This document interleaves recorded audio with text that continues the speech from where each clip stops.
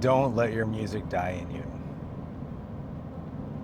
Don't safely tiptoe around throughout life, hoping that you safely make it to death. Because that is ultimately what is going to be happening. No matter who you are, no matter where you are at in this life and in this universe and in this world and in this existence, if you are a living, breathing thing, people wake up and they say, well, I'm doing pretty good today. I got another day. But the reality of that is totally false.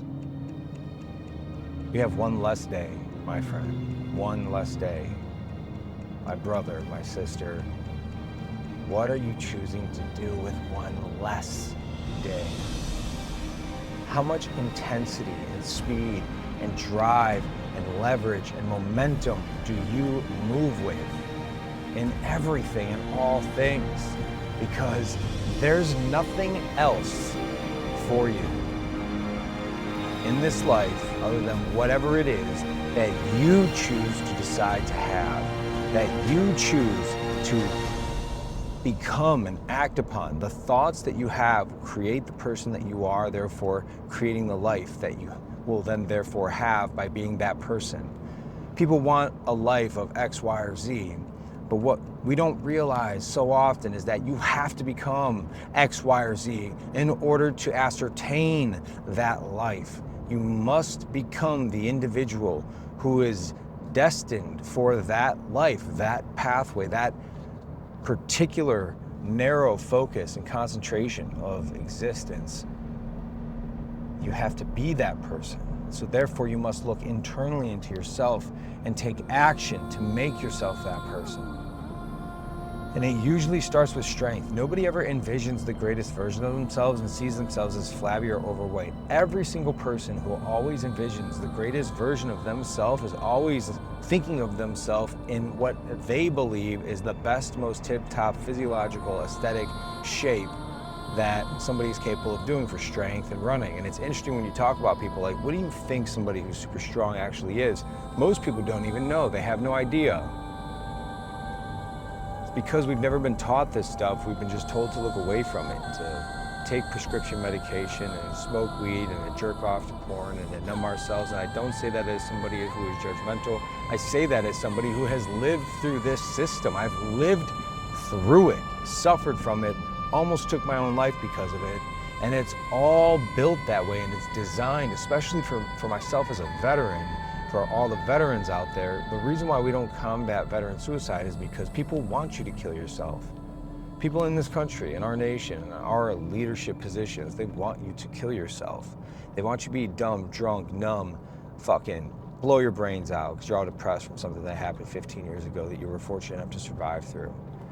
And one less threat, one last person who's actually seen conflict and combat and horrors of war and dead, rotting bodies, worst of humanity, but has also seen the best of humanity and has been willing to perform the best, maybe even did perform the best of humanity that anybody can, and that's the willingness to lay down your life for your brother or your sister in true form of action, like a verb, like you're doing it. You jump on the fucking grenade, you take that fucking corner, you run the rabbit, you run out into that danger zone, into that kill zone to pull your buddy who has a arterial bleed, you pull him out of there. That's love as an action. That's why we never get taught any of this.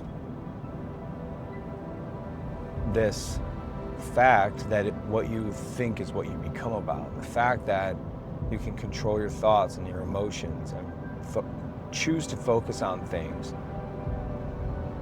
in a particular direction and order that is in alignment with the person that you are and want to become. You are that person, so you do those things. You don't skip the workouts. You don't eat like shit.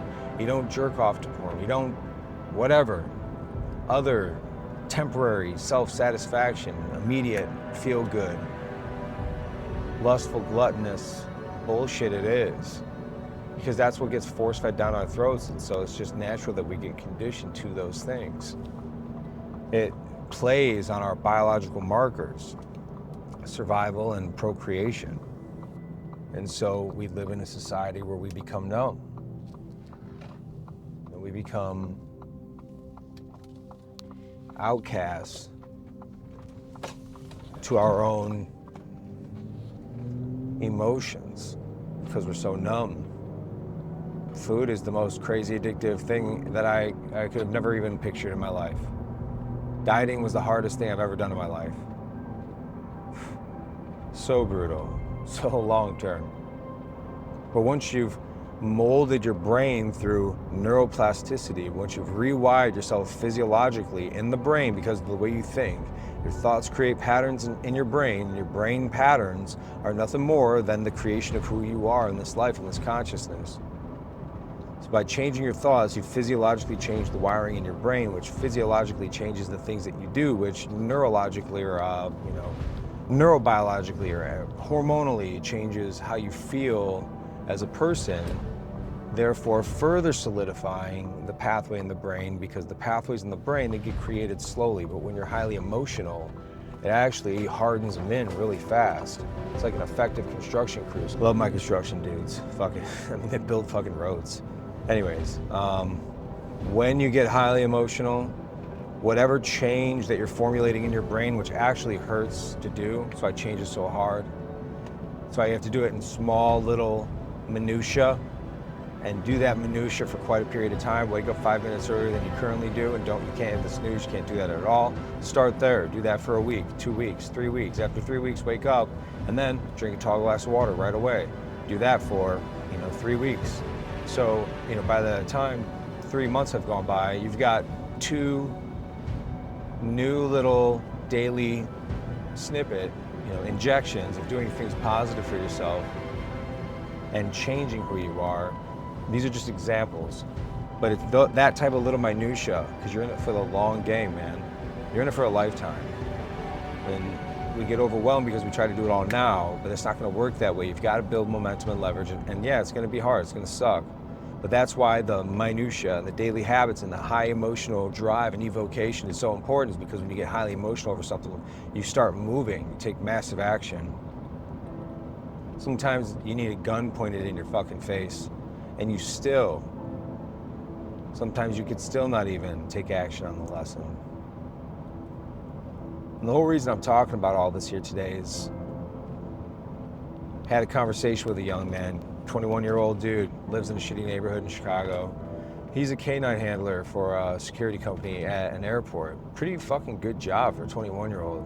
A lot of intelligence and maturity, or at least there's some baseline of it. And he's got his girl, they've been together, kids, sweethearts, and they're gonna live their whole life. But he just had a gun pointed in his face by a gang member a few nights ago because they thought he was somebody he's not. He's actually a good young dude. And, shook him. But he also got in a car accident. Dude didn't have insurance. Then he told his stepmom's car, his girl's mom's car, I don't know. Point is that he was telling me about his money troubles. And I said, how much money do you make a year? 70K. And then I said, how many bills do you have? This guy's got minimal bills, minimal. I said, well, where the fuck's your money at? And he was honest. He said, I'm smoking weed. Damn, that's how bad weed can get. It can literally fuck your whole life up because it just keeps you perfectly comfortably numb, and you think everything's fine, so you don't really take action. You need to be emotional and take crazy action because your life sucks, all right? You probably want to change a lot about your life, but you don't do jack shit about it, and then you complain about it all the time.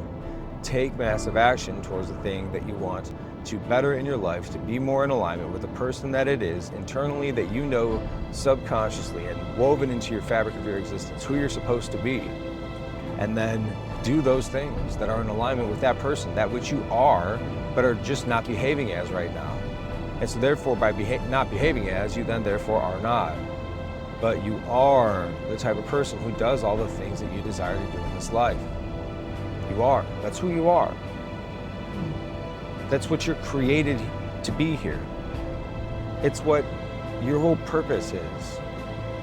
The beautiful thing about that is it could be whatever you want it to be. Because the thing that you absolutely decide upon is going to be the thing. Like, you don't have to have it all fucking figured out before you take some sort of action.